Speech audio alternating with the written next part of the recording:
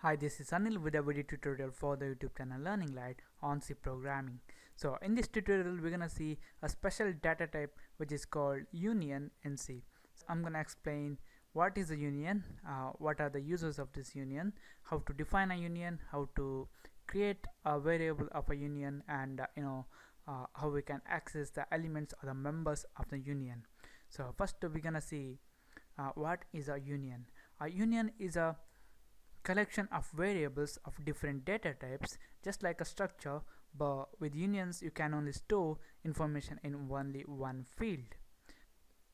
So to define a union we're gonna use the keyword union, then the tag name, and a pair of curly braces, and within these curly braces we need to define the members of this union. It is pretty much like a structured definition where the only difference is we are having this union keyword here, and this union member definition is pretty much like a declaration of a normal variable.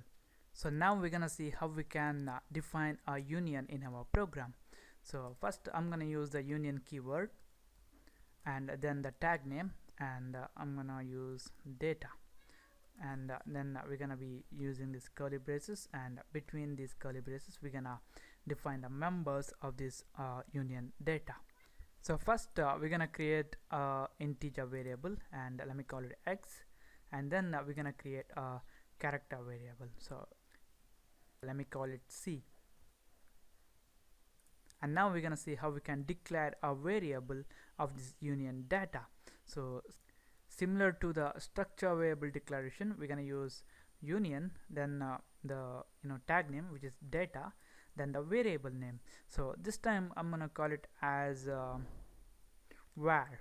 So this var is a variable of this union data, and when we declare a union variable, the compiler is gonna automatically allocate enough storage to hold the largest member of the union. So in this declared union, this x, which is of type integer, is the largest member of this union, because it's gonna take 4 bytes, and this character is gonna take only 1 byte.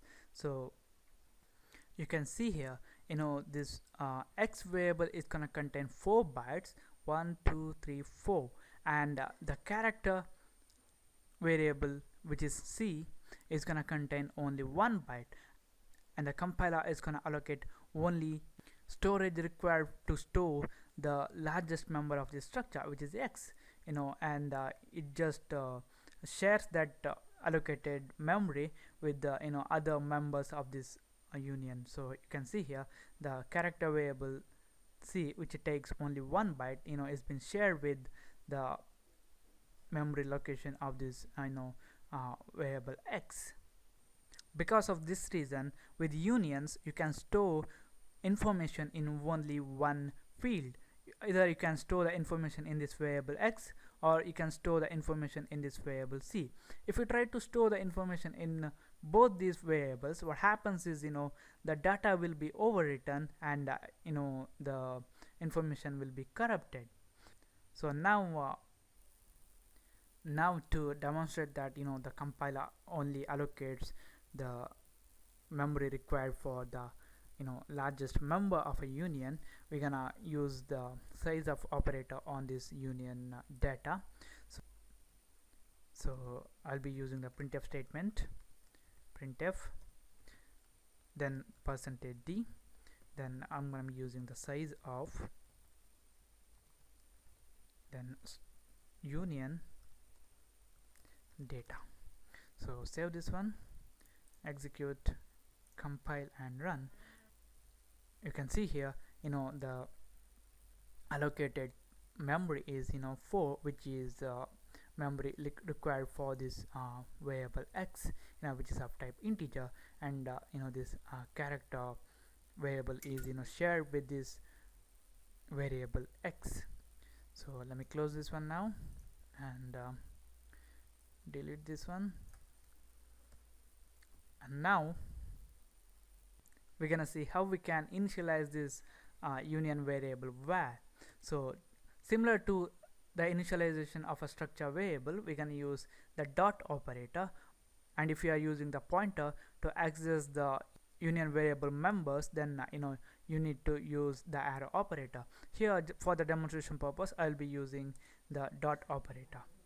So it's gonna be var dot x equal to, and the integer value. So this time I just want to say around 23, and we can only store the information in one field. So now we're gonna print out the value stored in this union variable. So I'm gonna be using the printf function.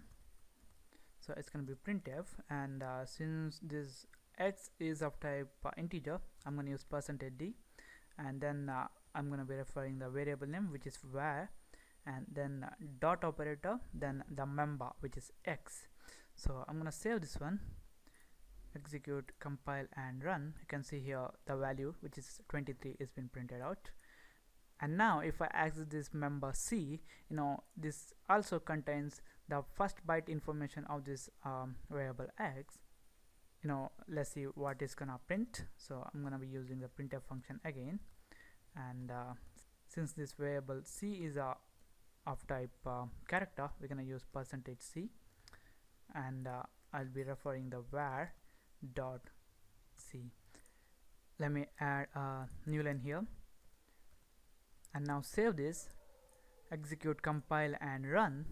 You can see here 23 is the value stored in this variable or the union member x, and you can see for this union member c, we are getting some garbage value.